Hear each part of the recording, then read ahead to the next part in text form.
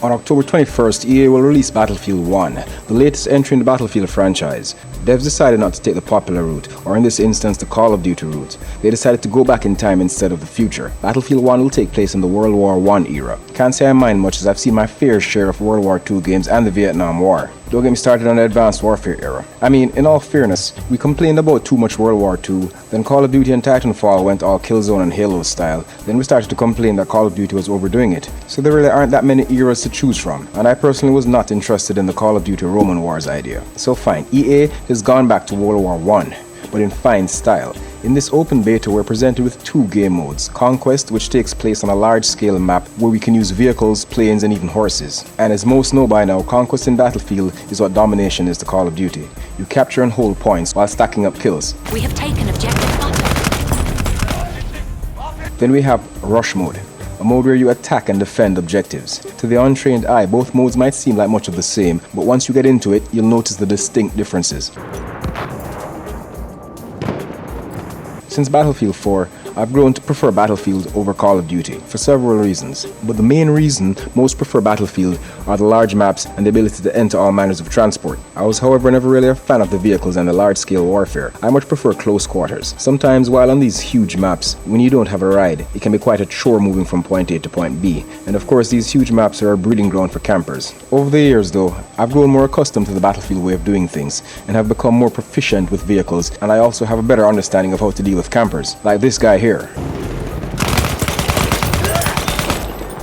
And these two morons.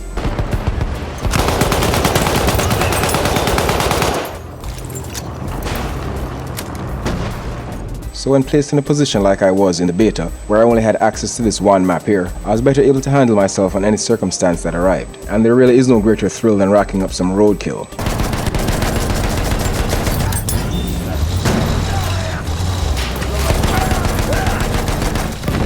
I found it a bit difficult to maneuver the horses and to take out the enemy riders. Killing a horse really shouldn't be this hard.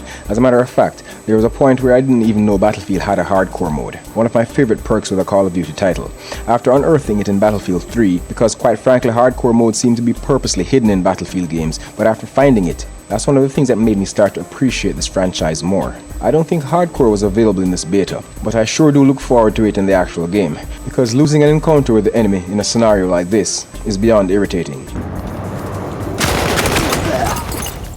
Yes, increased bullet damage is a must. This is ridiculous. To engage first, but because the enemy probably got a headshot in, all your efforts were for naught.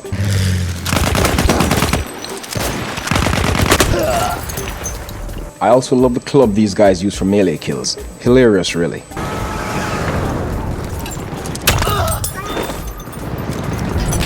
And of course the bayonet charge is savage as hell. Battlefield 1 is shaping up to be one amazing release based on this beta. From controls to modes to the visuals, I find very little to complain about here. Now I saw a couple of glitches, but I'm taking the high road today, the road of the optimist, as I assume this is simply because it's a beta. But at the same time, keeping fingers crossed as no one forgets the clusterfuck that was Battlefield 4. We have lost objective George. And another thing I noticed that seemed out of place was the announcer. Now, my problem isn't by any means because the announcer is a woman or her dainty British accent, but the fact that she sounds as mismatched and flat as Peter Dinklage in the initial release of Destiny. Yeah, it just seems off to me. We have lost objective Edward. And then there's the medic class. Not sure how this will play out in the actual game, but there wasn't one time that I was down and needed a medic and one was anywhere to be found. I saw them running about, but none ever came to my aid, which leads me to wonder if choosing the medic class will be a worthwhile idea or not. Either people will just choose a quick bleed out and a respawn option, rendering the medic useless, or the medics will just forget their purpose. These are minor concerns, however, as when the complete game is released this October, even if all these things remain, I'm sure Battlefield 1 will be a must-have title for all fans of the genre and franchise.